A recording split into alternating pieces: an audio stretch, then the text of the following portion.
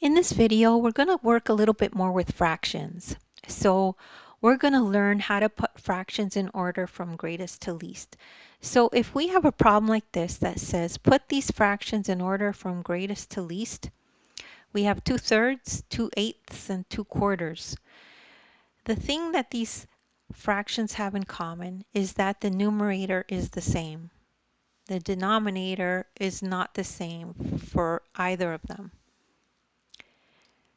So first thing to do is to draw a picture and figure out how it looks.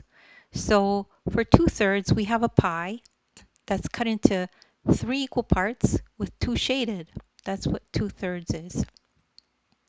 Here we have a pie that's cut into 8 equal parts with 2 shaded. That's what 2/8 is. And here we have a pie that's cut into 4 equal parts with 2 shaded. So just looking at these pie charts, it's very simple to see which fraction is bigger.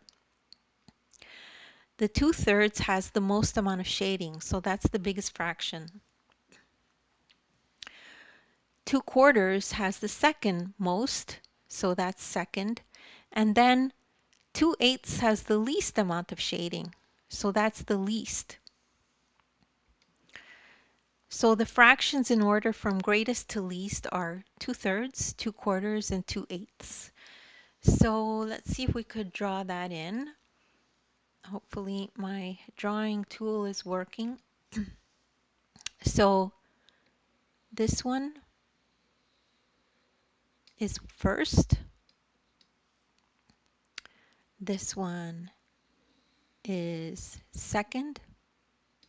And then this one is third. And that's the end of the problem.